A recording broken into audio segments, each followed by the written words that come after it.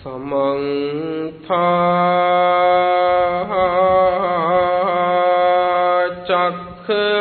चक्रवालेषु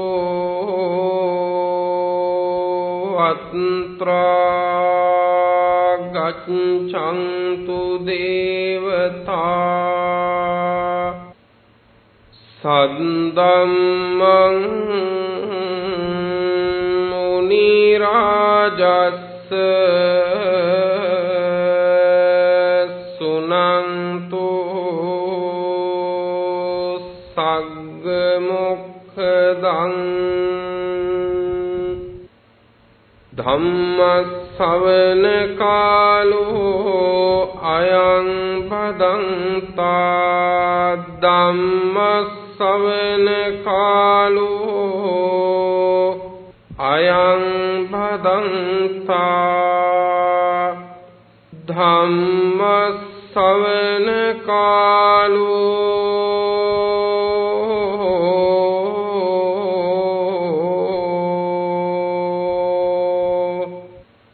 अयं भदन्ता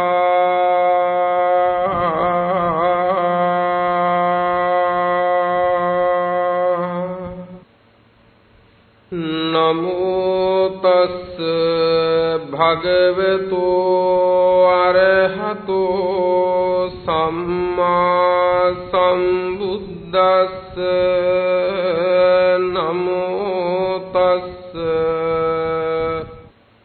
भगवतो अरहतो सम्मा सम्बुद्धस्स नमो तस् भगवतो अरहतो सम्मा सम्बुद्धस्स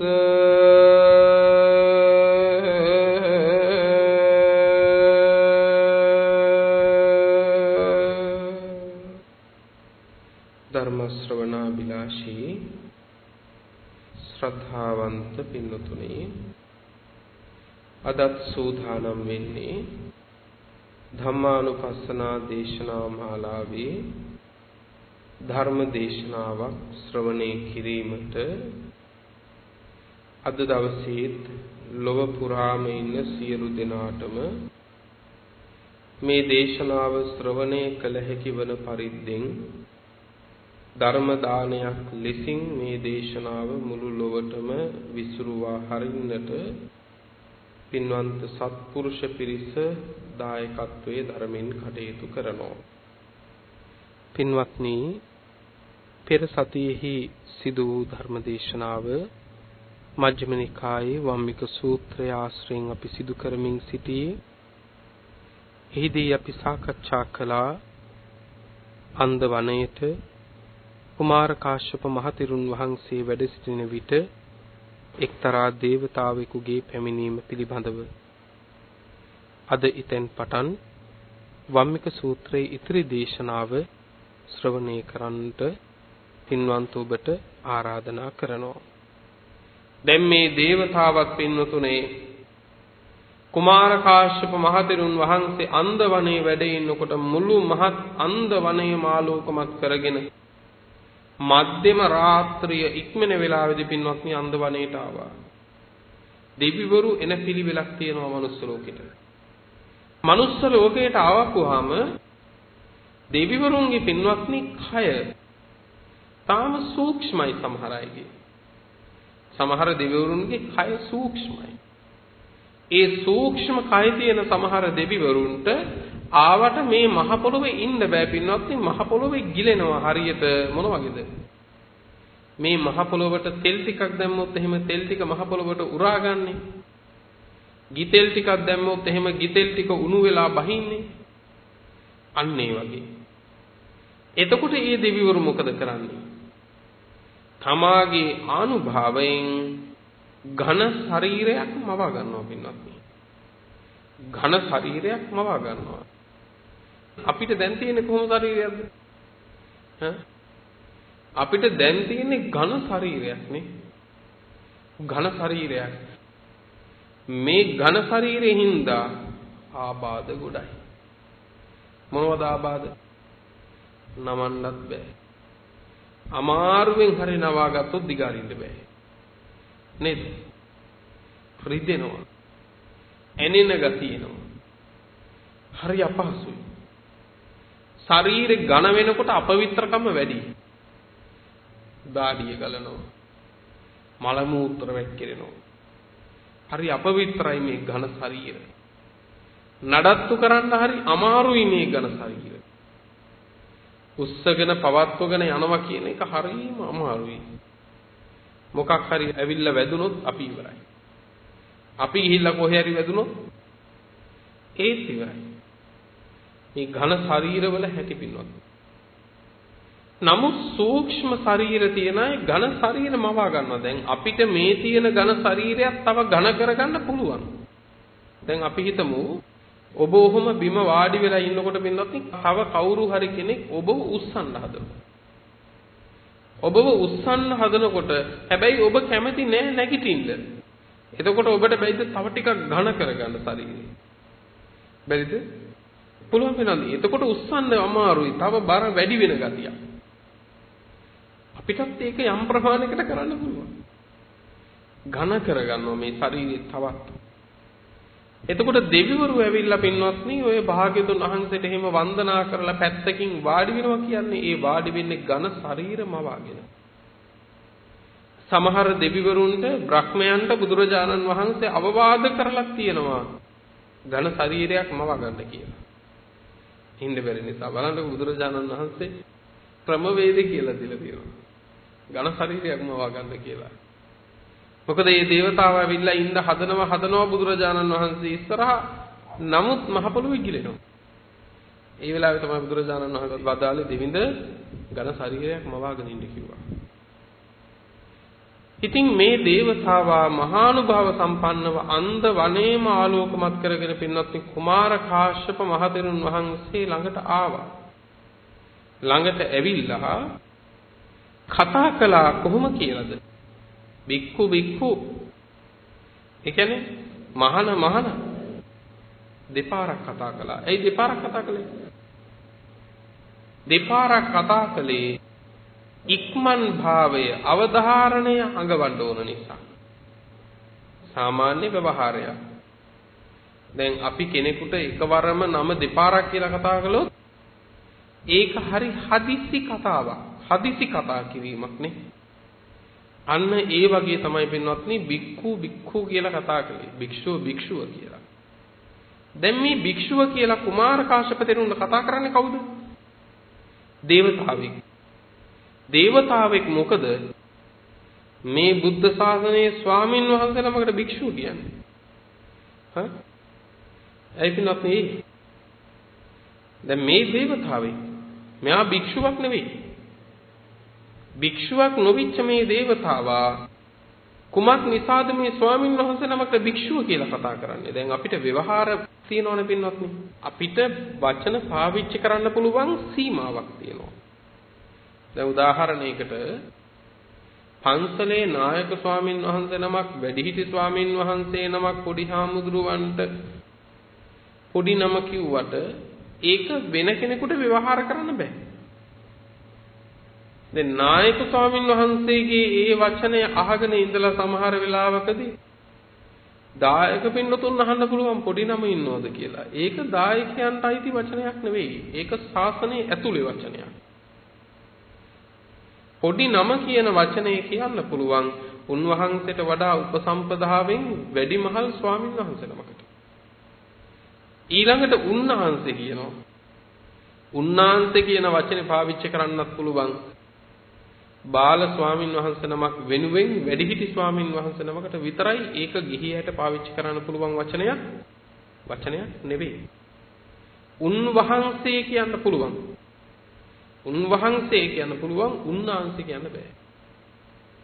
ඊළඟට තවත් වචනයක් තමයි පින්වත්නි දැන් සමහර අවස්ථාවන් වලදී ගිහි අයත් පාවිච්චි කරන ස්ථවිරයන් වහන්සේ කියන වචනේ. මේ ස්ථවිරයන් වහන්සේ කියන එකත් ශාසනයේ ඇතුළේ වචනයක්. ඒක සදැහැති උපාසක උපාසිකාවන්ට පාවිච්චියට හොඳ කතාවක් නෙවෙයි. ඒ වගේ අපි අපේ සීමාවන් ඇත්තටම දැනගෙන ඉන්න ඕන. මේක මොනතරම් බරපතලද කිව්වොත් මේ ශාසනය ගැන බොහෝ දෙනෙක් දන්නේ නැහැ. මේ ශාසනයේ ගැඹුර හරියට දැනගත්තු කෙනාට ශාසනයෙන් රැකෙන්න පුළුවන් පින්නතුනේ. ස්වාමින් වහන්සේ නමකගේ නමක් කියනවා නම් ඇති තැන වුණත් නැති තැන වුණත් පින්නතුනේ අවසරයි කියලා කියන්න ඕන අවසරයක් ඇතුව. ස්වාමින් වහන්සේ නමකගේ නම ව්‍යවහාර කරන්න නම් අවසර ගන්න ඕන පින්නතුනේ. වැඩිහිටි ස්වාමින් වහන්සේ නමකට පුළුවන් ලාබාල ස්වාමින් වහන්සේ නමකගේ නම අවසරයක් නැතිව කියන්න.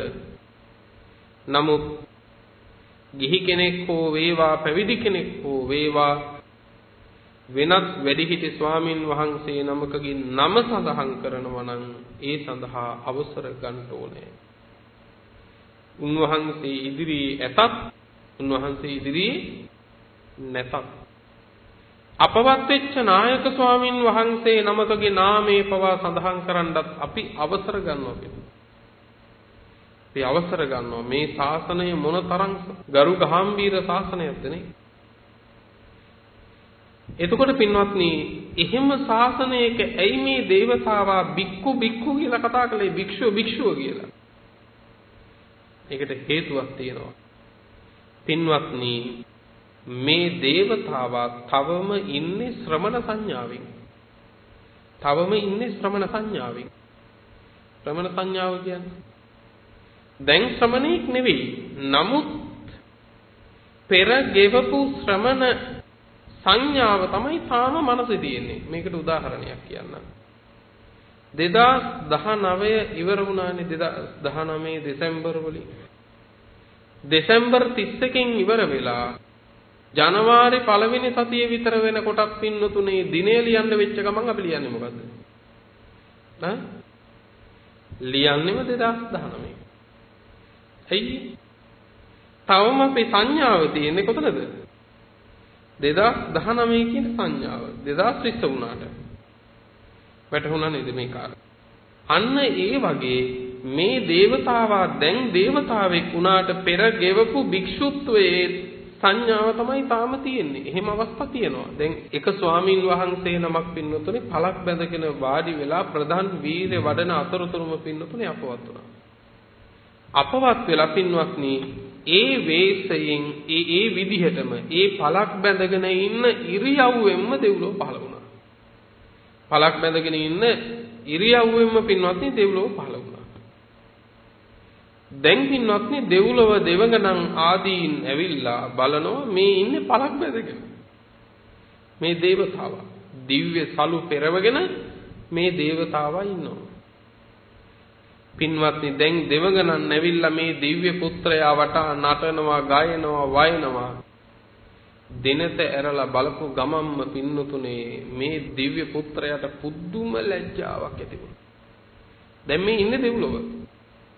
කාම සම්පත් විඳින්න තියෙන දෙව්ලොව.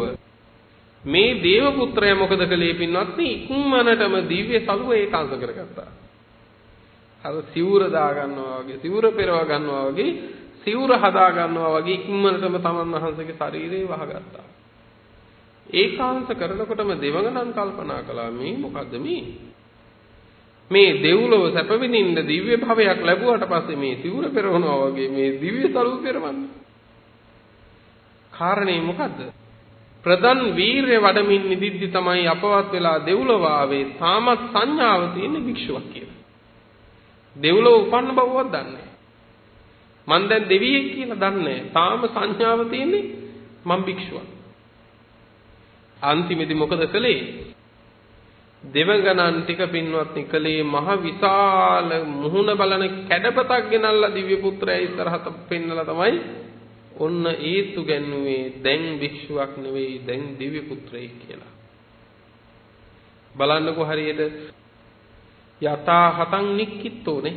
හරියට නවපු අත දිගෑරියා වගේ සුගතියට ගියපු හැටි. දැන් අර දේවතාවටත් පින්වත්නි තියෙන්නේ ශ්‍රමණ සංඥාව. කවුද මේ? ඔබට මතකද පර්වතයක් මුදුනේ වීරය වඩනකොට පින්වත්නි දෙවනි දවසේ එක ස්වාමීන් වහන්සේ නමක් අනාගාමී ඵලයටපත් වුණා. අන්න ඒ අනාගාමී ඵලයටපත් වෙච්ච බ්‍රහ්මකායික දිව්‍ය පුත්‍රයා තමයි පින්වත්නි මේ ඇවිල්ලා ඉන්නේ. දැන් මේ බ්‍රහ්මයන්ටත් තියෙනවා මානයක්. අනාගාමී වෙච්ච උත්තමයන්ගේ මානෙ ප්‍රහීන වෙලා නැහැ. බලන්නකො මානෙ කියන එක මොනතරම් බරපතලද කියලා නේ. දැන් අනාගාමී උත්තමයන්ට දැන් අපිට මොනවා ගැනද මානෙ තියෙන්නේ මොනවා නිසාද?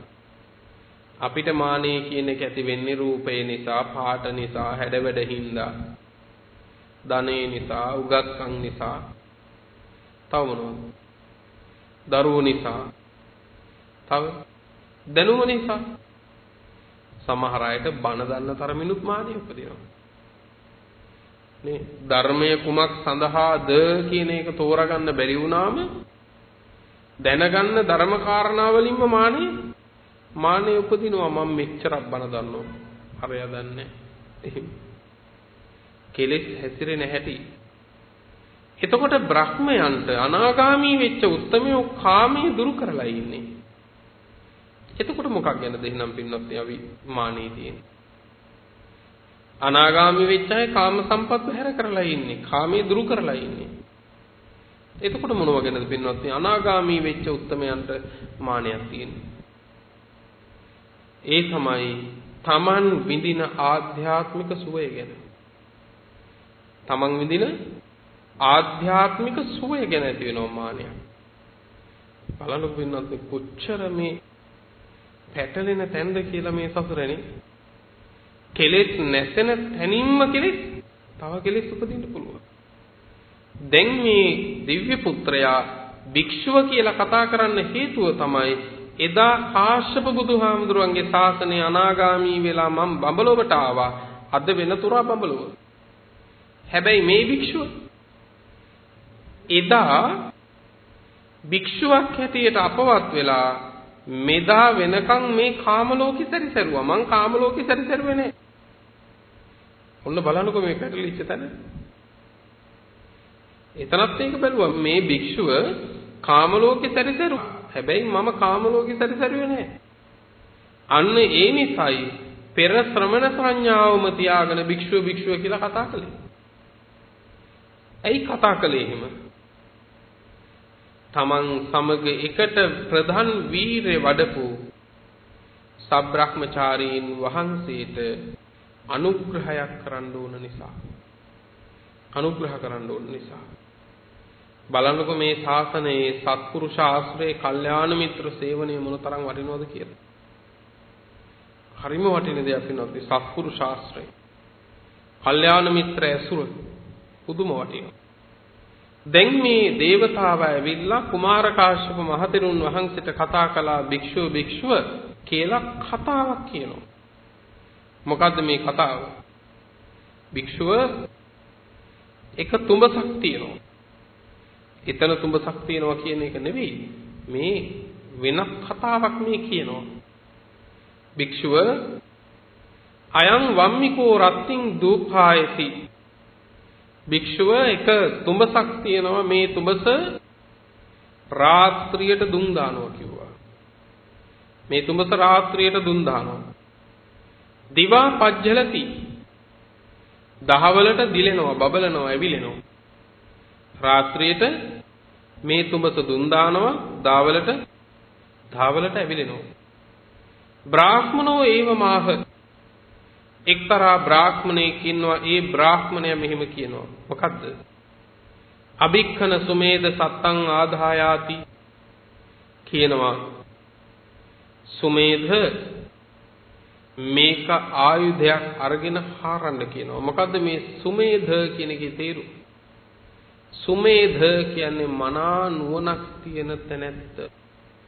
සුමේධ කියන එකේ තේරුම මනා නුවණක් ඇති තැනැත්තා තමයි සුමේධ කියන්නේ. එතකොට බ්‍රාහ්මණයා කියනවා සුමේධ මනා නුවණ ඇති තැනැත්ත ආයුධයක් අරගෙන මේ තුඹස හාරන්න. මේ තුඹස හාරන්න. අභික්ඛනන්තෝ සුමේධෝ සත්තං ආදාය අද්දස ලංඝින්. දැන් මේ බ්‍රාහ්මණයාගේ කියමන අනුව මේ සුමේධ මේ නුවණැති තැනැත්තා මොකද කරන්නේ? දැන් ආයුධයක් අරගෙන මේ තුඹස හාරනවා. තුඹස හාරගෙන යනකොට ඔන්න මේ සුමේධට නුවණැති මිනිස්සයාට හමු වුණා පින්නතුනේ හිඳි අගුලක් හම්බ වුණා. දැන් සුමේධ කියනවා මෙතන මේ අගුලක් තියෙනවනේ. බ්‍රාහ්මණයා කියනවා සුමේධ ඔය අගුල අයින් කරලා නැවත හාරන්න කිව්වා. ඔය අගුල අයින් කරලා නැවත හාරන්න කිව්වා.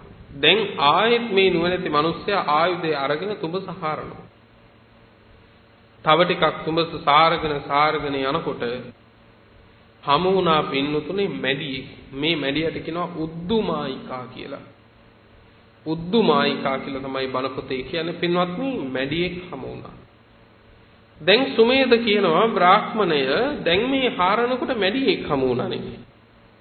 බ්‍රාහ්මණයා කියනවා සුමේධ හාරණ එක නතර කරන්න එපා. ඔය මැඩිය ඉවත් කරලා නැවත හාරන්න කිව්වා. දැන් මේ සුමේධ නැවත වාරයක් පින්නතුනේ මේ තුඹස හාරනවා. නැවත තුඹස හාරගෙන යනකොට ඊළඟට මේ සුමේධට හමු වුණා දෙමන් හන්දියක්. දෙමන් හන්දියක් කියන්නේ පාර දෙකට බෙදෙන තැන. අගුලක්. දැන් කියනවා බ්‍රාහ්මණය මේ තුඹස හාරගෙන යනකොට දෙමන් හන්දියක් හමු වුණානේ. මොකද කරන්නේ? සුමේධ නවත්තන්න එපා හාරණ එක. දෙමන් හන්දිය පසෙකට කරලා නැවත හාරන්න කිව්වා. දැන් ආපහු වාරයක් මේ සුමේධ ආයුධය අරගෙන පින්වත්නි හාරනවා. ආයුධය අරගෙන හාරගෙන යනකොට පින්වත්නි ඊළඟට මේ සුමේධට හමු වෙනවා පින්වත්නි මොකද්ද? කර පෙරහනක්. පෙරහංකඩයක්. දැන් කියනවා බ්‍රාහ්මණය මෙතන කර පෙරහනක් තියෙනවානේ. මොකද කරන්නේ? නවත්තන්න එපා සුමේධ. ඔය කර පෙරහංකඩේ අයින් කරලා නැවත හාරන්න කියනවා. දැන් බලන්න මේ කියන එකක් ගානේ හාරගෙන යන්න නම් මේ සුමේධ මේ උත්සාහය අත් නොහරින කෙනෙක් වෙන්න ඕනනේ. දැන් සුමේධ තව ටිකක් හාරගෙන යනකොට පින්වත්නි ඊළඟට මේ සුමේධට හමු වෙනවා මොකද්ද? ඉදිබුවෙක්. ඉදිබුවෙක් කියලා කියන්නේ ඉබ්බෙක්. ඉබ්බෙක් හමු වෙනවා. මේ සුමේධට හමු වෙනවා ඉබ්බෙක්. දැන් අහනවා බ්‍රාහ්මණය මේ හාරගෙන යනකොට ඉදිබුවෙක් හමු වුණානේ. මොකද කරන්නේ? සුමේධ නතර කරන්න එපා හාරණ එක. ඔය ඉදිබුවා පසෙකට කරලා නැවත හාරන්න කියනවා. දැන් සමහර වෙලාවකදී ඔය ඇත්තන්න මේක අහගෙන ඉන්නකොට හිතේ මේක ඉවර වෙන්නේ නැද්ද කියලා. අහගෙන ඉන්නකොට ඔහොම හිතෙනවා නම් හාරන්න කිව්වනම් ඔය ඇත්තන්ට එහෙම මොකක් වේද කියලා. ඔය ඇත්ත හිතලා බලන්න ඕනේ. නේද? මේ සුමේධට ඇති වෙලා නැහැ. නමුත් දැන් සමහර ලාට අපිට ඇති වෙලා මේක. නේ? ඉතින් හිතා ගන්නකො ධර්මයේහි කොච්චරනම් අපිට වීරිය පිරිහිලාද කියලා. දැන් සුමේධ තවදුරටත් මේක හාරගෙන යනවා ඉදිබුවා අයින් කරලා ඔන්න ඊළඟට සුමේධට අහු වෙනවා මොකද්ද? මස් කපන්ට ගන්න කොටයක්. මස් කපන්නේ කොටේ උඩ තියලා. කියනවා බ්‍රාහ්මණය මස් ලොබුවක් තියෙනවනේ මෙතන මස් කපන්න ගන්න කොටයක්. සුමේධ උත්සාහය අත්හරින්න එපා. ඔය මස් කපන්න ගන්න කොටය අයින් කරලා නැවත හාරන්න කිව්වා. දැන් මේ සුමේධ ආපහු වාරයක් හාරනවා. තව ටිකක් හාරගෙන යනකොට අහු වුණා මස් වැදෙල්ලක්. බ්‍රාහ්මණය මෙතන තියෙනවා මස් වැදෙල්ලක්. දැන් මොකද කරන්නේ? නතර කරන්න නම් එපා සුමේධ හරන්න කිව්වා.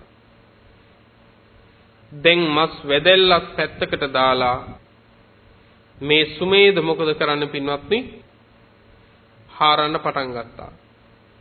එහෙම හරනකොට ඔන්න ඊළඟට පින්වත්නි සුමේධට අහු වුණා කවුද?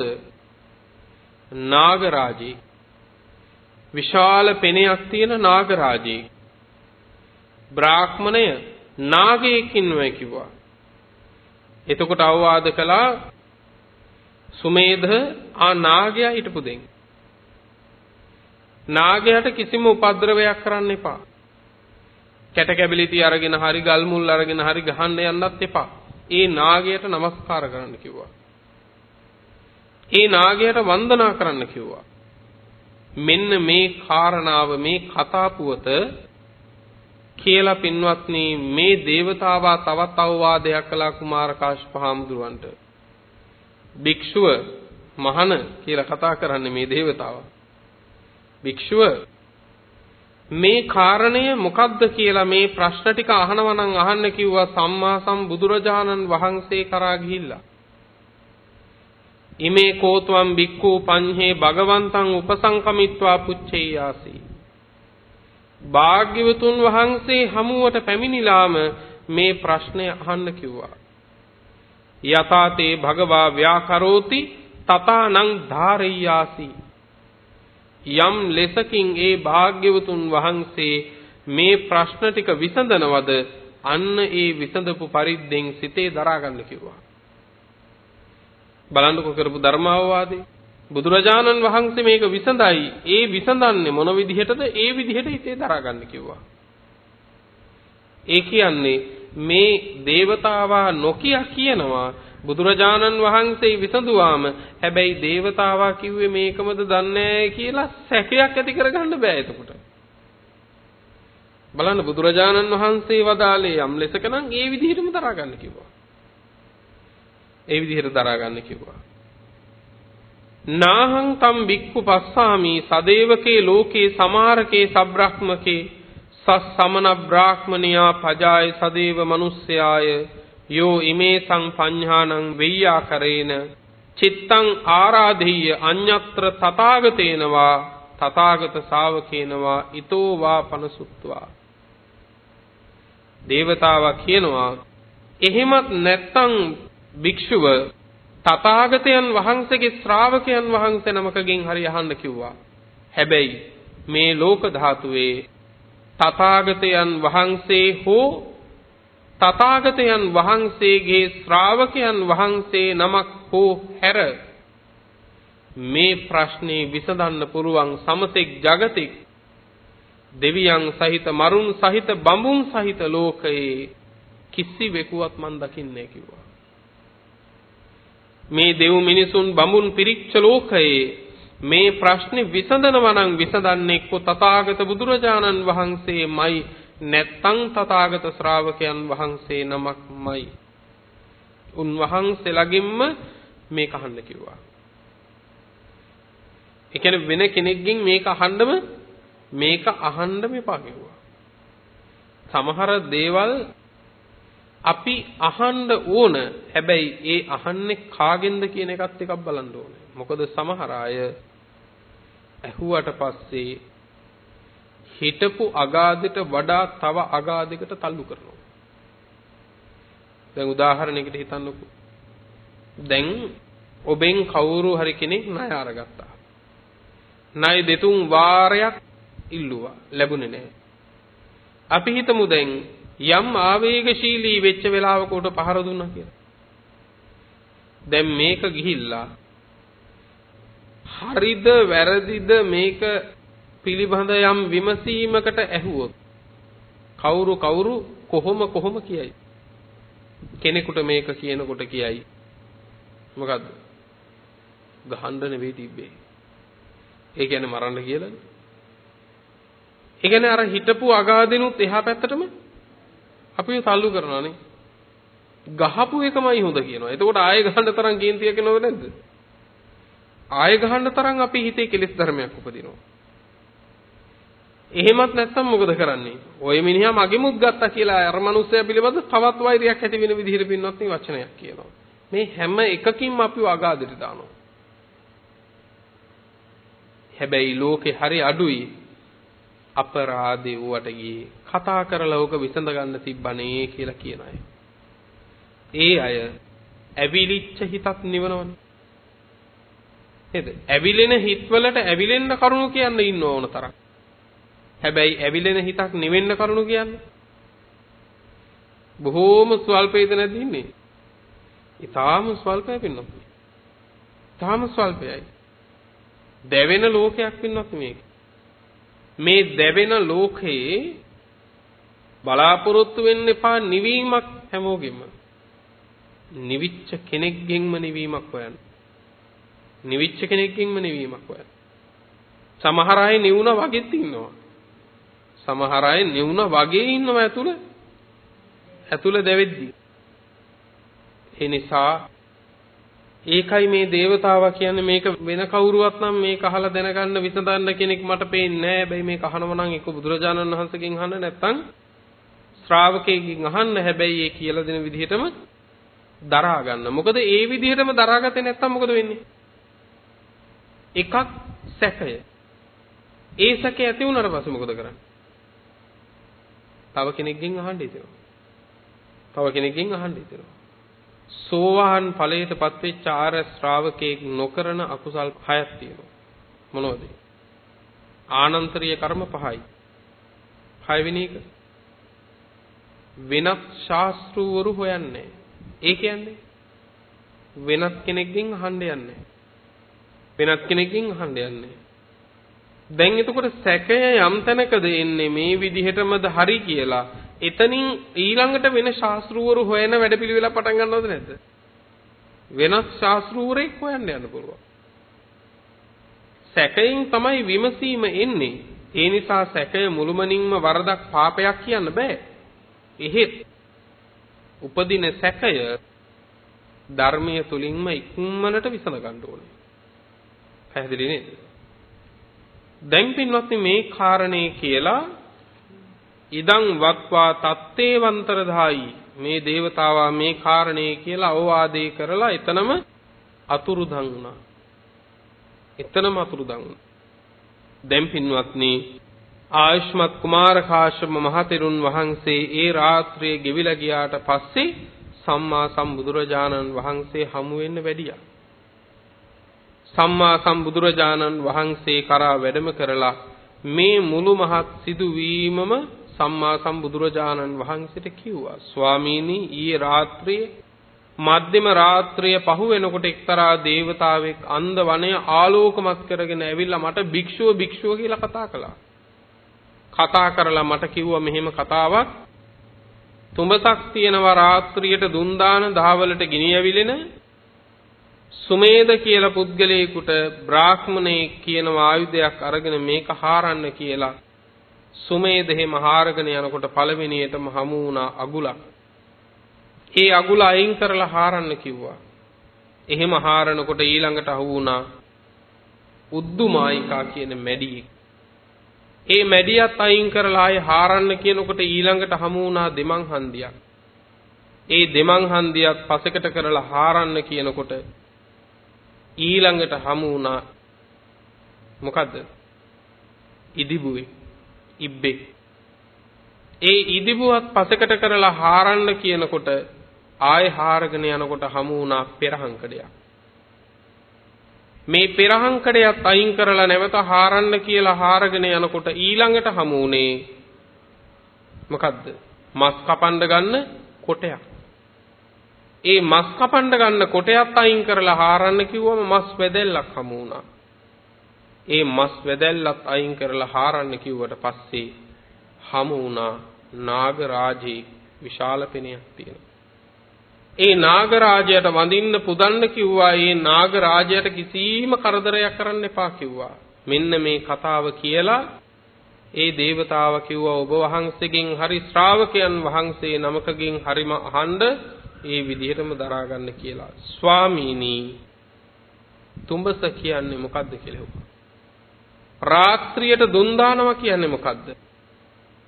ස්වාමීනි දහවලට ගිනි ඇවිලෙනවා කියන්නේ මොකද්ද? බ්‍රාහ්මණයා කවුද? සුමේද කියන්නේ කවුද? ආයුධය කියන්නේ මොකටද? හාරනවා කියන්නේ මොකද්ද? එහෙම හාරනකොට අගුලක් හමු වුණා කිව්ව අගුල කියන්නේ මොකටද? එහෙම හාරනකොට හමු වුණා උද්දුමායිකා කියලා මැඩියෙක් ඒ කුමකටද? ඊළඟට දෙමං හන්දියක් හමු වුණා දෙමං හන්දිය කියන්නේ කුමකටද? ඊළඟට හමු වුණා ඉදිබුවෙක් ඉදිබුවා කියන්නේ කුමකටද? ඊළඟට පිළිවෙලින් කරපෙරහනක් මස් කපන කොටයක් සහ මස් වෙදෙල්ලක් හමු වුණා කිව්වා. ඒ මොනවද? අවසානයේ නාගරාජයා කවුද নমස්කාර කරන්න කිව්වේ ඇයි කියලා හෙව්වා.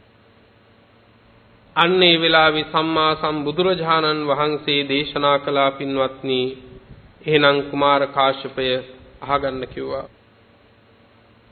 මහන තුඹස යනු වම්මිකෝතිකෝ බික්කෝ ඉමස්සේතං චාතුම් මහා භූතිකස්ස කායස්ස අදිවචනං මාතා පිට්ටික සම්භවංස ඕදන කුම්මාසූපචයස්ස අතිච්ඡාදන පරමද්ධන බේදන විද්ධංසන ධම්මස්ස.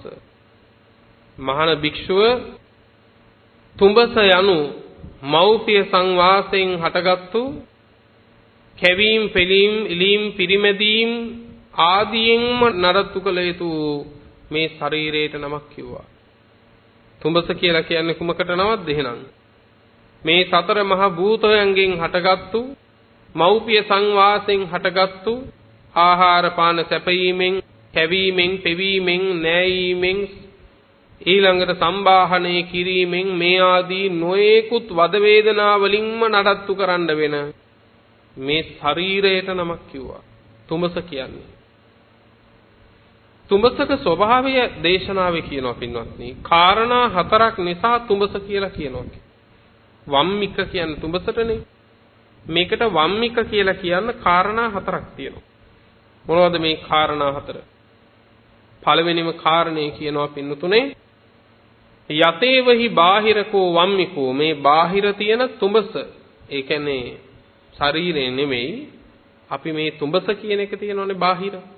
මේ තුඹසට තුඹස කියන්නේ වම්මික කියලා කියන්න හේතුව වමතීති ඊළඟට වන්තකෝති ඊළඟට කියනවා පින්වත්නි වන්තුස්ස යෝනි ඊළඟට කියනවා වන්ත සිනේහ සම්බන්තෝති චතුහි කාරණේහි වම්මිකෝති උච්චති. කාරණා හතරක් නිසා තුඹස කියනවා. පැහැදිලි. තුඹසට වම්මික කියලා කියන්නේ කාරණා හතරක් නිසා. වම්මික කියලා කියන්නේ. එකක් වමනය කරන නිසා තුඹස කියලා කියනවා. වමනය කරන නිසා තුඹස කියලා කියනවා. මේ කියන්නේ බාහිර තියෙන තුඹස. දෙක වමනය කරන ලද නිසා තුඹස කියලා කියනවා. දැන් ඒ කියන්නේ මේ තුඹස මත නොඑක් සතු වමනය කරනවානේ නේද? සිකනල්ලු කටුස්සෝ වගේ නොඑක් සතු මේ තුඹස මැත්තේ වමනය කරනවා. දෙක මේ තුඹස ඇතුලේ කොච්චර සතු වමනය කරනවද? තුන මේ තුඹස දනහිස් මට්ටමට ඊළඟට ඉන මට්ටමට පපුව මට්ටමට මනුෂ්‍ය මට්ටමට මේ උසට උස් වෙන්නේ මොනවයින්ද? මොනවද වෙනවද? වේයගේ වමනේ ඉන්නේ. වේයගේ වමනේ ඉන්නේ මේක උසට බැඳෙන්නේ. වෙන දෙයකින් නෙවෙයි. පස වේයගේ කෙල සමග මිශ්‍ර කරලා නෙවෙයිද මේක හැදෙන්නේ. ඊළඟ කාරණේ කියනවා මේ තුඹසේ ස්වභාවය වැහි 7ක් වැස්සත් මුකුත් වෙන්නේ. හැබැයි පෑවිල්ල කාලෙට පස්පිඩක් අතට අරගෙන පින්නතුනේ පොඩි කළොත් අර ඝන භාවයේ සියල්ල නැති වෙලා දූවිලි වෙලා වැටෙනවද නැද්ද? සියලු බැඳීම් ඉවර වෙනවනේ. අර ඝනව පිහිටපු තුඹස අතට අරන් පොඩි කරපුවාම වියලි කාලෙට දූවිලි අංශු වෙන් වෙලා හැලිලා යනවා. ඔන්න ඔය වගේ කියනවා නොඑක් සත්වයෝ තුඹස මත්තේ වමනය කරනවා වගේ පින්නතුනේ මේ සතර මහා ධාතුන්ගෙන් හටගත්තු මෞපිය සංවාසයෙන් හටගත්තා වූ මේ ශරීරයත් ඒ විදිහමයි පින්නතුනේ. මේ ශරීරයේ නව දොරකින් අසුචි වමනය වෙනවනේ. ඇසෙන්, කන් වලින්, නාසයෙන්, කටින් මේ නව දොරකින් පින්වත්නි අසුචියමයි පින්වත්නි එළියට වමනය වෙන්නේ. කිසිම දොරකින් ඔය දොරවල් 9න් පින්වත්නි 8කින් අසුචි පිට වෙලා එකකින් හොඳ දෙයක් පිට වුණා නම් අපිට හිත හදාගන්න තිබ්බා. ඒ කාරණෙන් හරි ආස්වාදයක් තියනවා කියලා. නේද? ඒ කාරණෙන් හරි වටිනවා කියලා අපිට අල්ලන්න පුළුවන්. ඒ කාරණෙන් හරි මේක නැවත ප්‍රාර්ථනා කරන්න වටිනවා කියලා පින්වත්නි අපිට යම් කිසි මතයකට එන්න පුළුවන්. දොරවල් 9ක් තියෙනවා 9 දොරින් වැగిරුණු තාක්කල් වැగిරෙන තාක්කල් හැම එකක්ම දුර්ගන්ධයක්මයි පිළිකුලක්මයි. අනුන්ට නෙමෙයි Tamanටම අප්‍රියද නැද්ද? Tamanටම අප්‍රියයි. Tamanටම පිළිකුලද නැද්ද? Tamanටම පිළිකුලයි. නිකමට හිතන්න බලන්න පින්වත්නි කාපු දෙයක් අපි කන්නේ රන් තැටි. සමහර වෙලාවකදී අපි කියනවා කෑම ප්ලේට් එකක් මෙච්චරයි කියලා. එක කෑම ප්ලේට් එකක් මෙන්න මෙච්චරක් වුණා කියන එක. එක කෑම පිඟානම් මෙච්චර මුදලක්. කන්නේ රත්තරන් පිඟානේ කන්නේ රත්තරන් හැන්දින් ගෑරපුවෙන් ඔය ඔක්කොම රත්තරන් තියෙන කට ළඟට යනකම් විතරනේ. හිතන්න බලන්න. මේ අපි මහ උද්දාම වෙලා ඉන්න ශරීරය ගැන කියන්නේ මේක කටෙන් ඇතුළට මේ බත් පිට ගියා නම් පින්නොත්නි නේද? මේ තොලපටින් ඇතුළට මේ බත් හැන්ද ඇතුළු කරා නම් ආයෙ එළියට ගන්න පුළුවන්ද? ආයෙ එළියට අරන් ඒ දිහා බලන්න බෑනේ. මේක මොන තරාතිරම කෙනාගේ වුණත් ඇත්ත ඕකද නැද්ද? ඕක තමයි. දැන් ওই ටික පින්වත්නි රත්තරන් හැන්දෙන් හරි උද්දාමෙන් පින්වත්නි කාලා ඉවර වෙලා ඒ කාපු ගමන් ආයෙ එළියට આવුත් මොකක් වේද? රත්තරන් තැටි තිබුණේ. රත්තරන් හැන්දෙන් ගෑරපුවෙන් කෑවේ. කවුද ප්‍රිය? අනේ අපොයි මෙච්චර වටින බත් වේලා කෙලියට දැම්මේ කියලා දැන් ආයෙ ඇතුළට දාගනිද? නෑ පින්වත්නි. එහෙනම් හැම දෙයක්ම පිරිසිදුයි මේ අපේ කුණු ශරීරේ ඇරෙන්න. හැම දෙයක්ම හොඳයි කියන්න පුළුවන් මේ කුණු ශරීරේ ඇරෙන්නනේ. මේකෙන් එළියට එන තරමක් පින්වත්නි වමනේ වෙන්නේ පිළිකුලක්ද නැද්ද? පිළිකුලක්මයි. පිළිකුලක්මයි පින්වත්නි.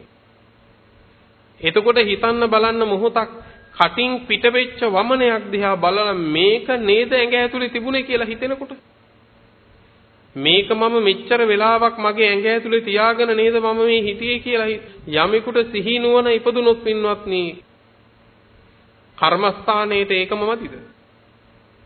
කර්මස්ථානයේට ඒකම ඇති. අපි අපේ පයෙන් පාගයිද බඩේ තිබුණ දෙය? බඩේ තිබුණු දෙය අපේ පයින් පාගයිද? පයින්වත් පාගන්නේ නැහැ පිළිගන්න. හැබැයි බඩේ තියෙනකන් හොඳයි. කොච්චර මුලාවක්ද පින්නක් මේ? ඒ මුලාව හින්දා අපි කොච්චර මත් වෙලාද ඉන්නේ? ඒ මත් වීම හින්දා කොයිතරම්නම් කෙලෙස් වඩලා තියෙනවද? ඒ කෙලෙස් හින්දාම කොච්චර අකුසල් කරගෙන තියෙනවද?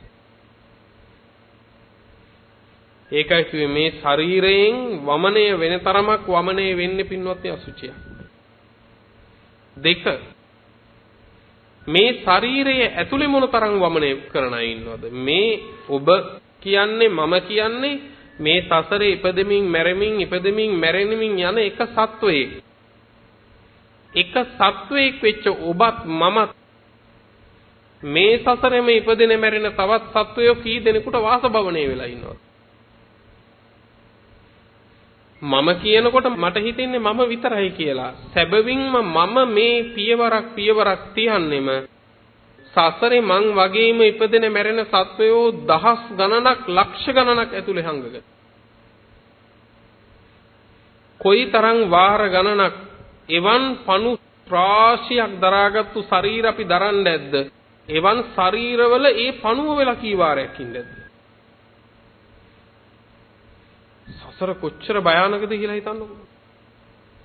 සසර කොච්චර දුක් සහිතද කියලා හිතලා බලන්න.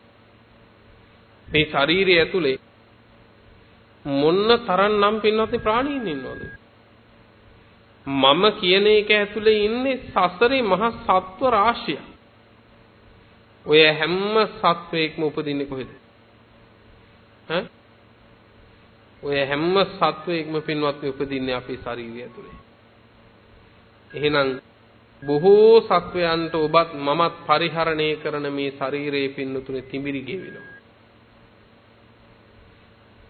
අපි රත්තරම් පැලැන්දුවට කනකර ආයිත්තම් පැලඳලා හැඩ කළාට පින්නතුනේ මේක බොහෝ පිළිකුල් සහිත සත්වයන්ට තිඹිරි ගියා. කලකිරෙන්න මේවම ප්‍රමාණවත් නැද්ද? කලකිරෙන්න මේවම ප්‍රමාණවත්.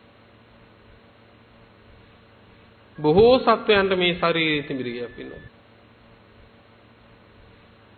ඒ විතරක් නෙවෙයි. දැන් බලන්නකෝ පින්වත්නි කෙනෙක් මැරිලා දිනක් දෙකක් ගියපුවාම පින්වත්නි අපි කියනවා මිනිහට පණුව ගැහුවා කියලා. මිනිහට පණුව ගැහුවද මිනිහ පණුව එළියට ගැහුවද? සැබවින්ම මේ ශරීරයේ ඇතුලේ ඉන්න පණුව එළියට වෙන එකයි වෙන්නේ. නැතිව පිටින් ඇවිල්ලා පණුව මේකට ගහනව නෙවෙයි. එතකොට මේ ශරීරයේ ස්වභාවය බලන්න වෙනවද කොච්චර පිළිකොලක්ද කියලා. මේ ජීව ගුණේ නැති වෙච්ච දාට පින්නතුනේ මේ පණුවන්ට ඇතුලේ ඉන්න බැරි වුණාම මේ නහයෙන් කටින් ඇස් වලින් කනින් හැම එකකින්ම එන්නේ පණුව.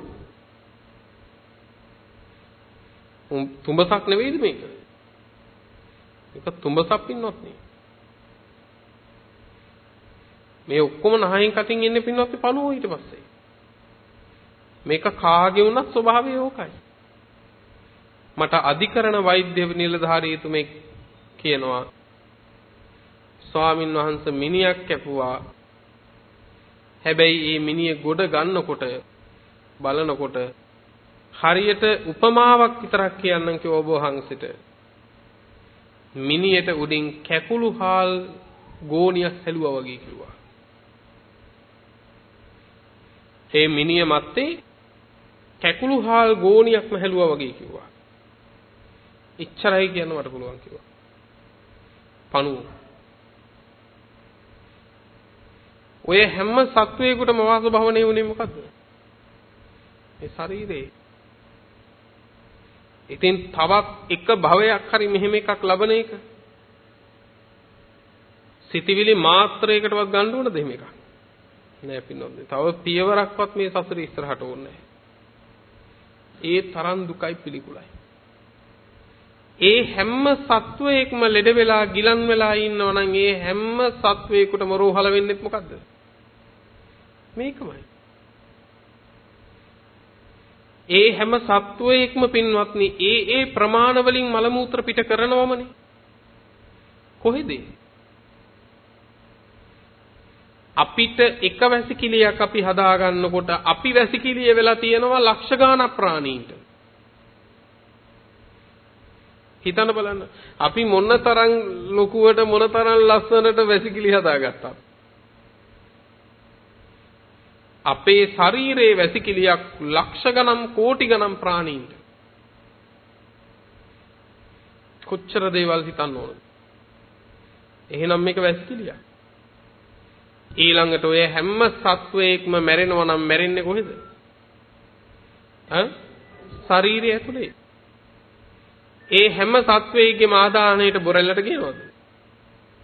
නෑ පින්නොත් නේ. ඒ හැම සත්වයකගේම ආදාහනාගාරෙත් කොහෙද? සුසාන භූමියක් මේකමයි. එහෙනම් බොරැල්ලේ ටිකයි. බොහෝ සත්වයන්ගේ සුසාන භූමිය වෙන්නේ මොකද්ද? ඔබත් මමත් මේ පරිහරණය කරන ශරීරය. ඊළඟ කාරණේ තමයි පින්වත්නි වමනය කරන අර්ථයෙන් ගත්තම බුද්ධාදී ආර්යයන් වහන්සේලා බුදුපසේ බුදු මහරහත් උත්තමයන් වහන්සේලා මේ කියන්නා වූ ශරීරය පංචස්කන්ධය පිළිබඳව තිබෙන්නා වූ කැමැත්ත වමනය කරනවා නේ වමනය කරපු එකක් ආය කනවා කියලා එකක් නැහැ නේ පින්වත්නි අන්න ඒ වගේ බුදුපසේ බුදු මහරහත් උතුමන් වහන්සේලා පින්වතුනේ මෙවන් ශරීරයක් කෙරෙහි තිබෙන්නා වූ කැමැත්ත වමනය කරනවා පින්වත්. ආයේ කොතනකවත් අනේ හොඳයි කියලා එකක් නම් අනේ හොඳයි කියලා එකකට නම් ඉන්නේ නැහැ පින්වත්. බුද්ධ ආදී ආර්යයන් වමනය කළ කැමැත්ත ඇතිව ඉන්න නිසා පින්වත්නි මේකට කියනවා වම්මික කියලා.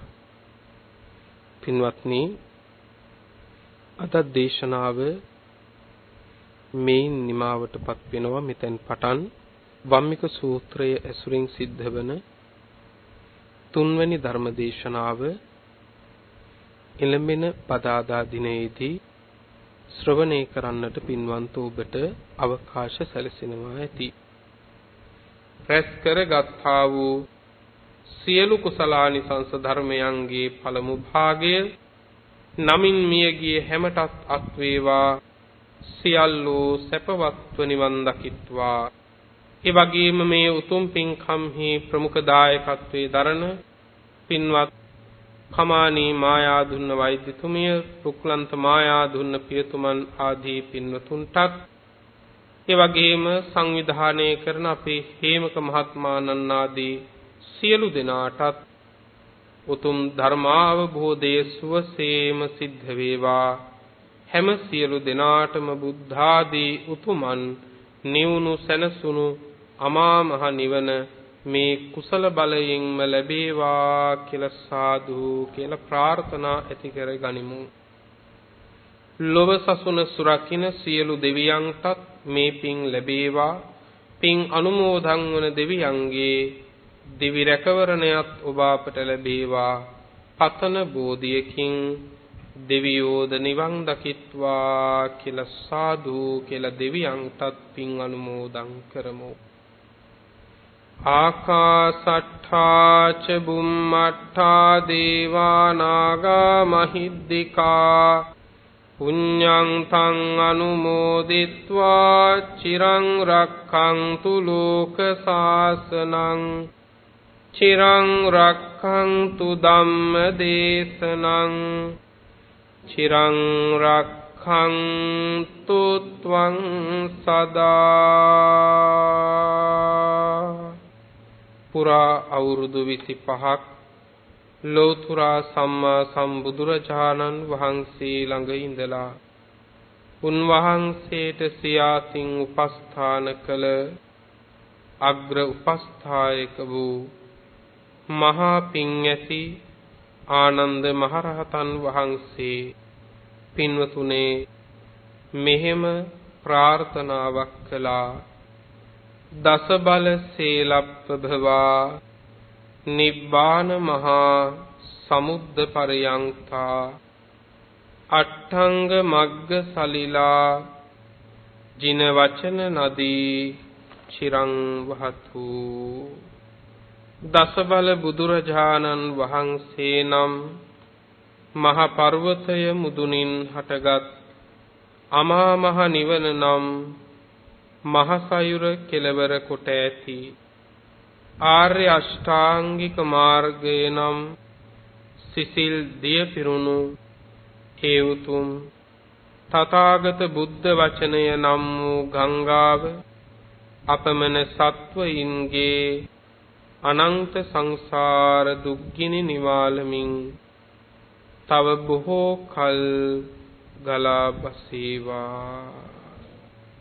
අභිවාදන සීලිස්ස නිච්ඡං බුද්ධාපචායිනෝ චත්තාරෝ ධම්මා වඩ්ඩන්ති ආයුවන්නෝ සුඛං බලං ආයුරාෝග්‍ය සම්පatti සග්ග සම්පatti මේවච අතෝ නිබ්බාන සම්පatti ඉමිනාතේ සමිජ්ජතු.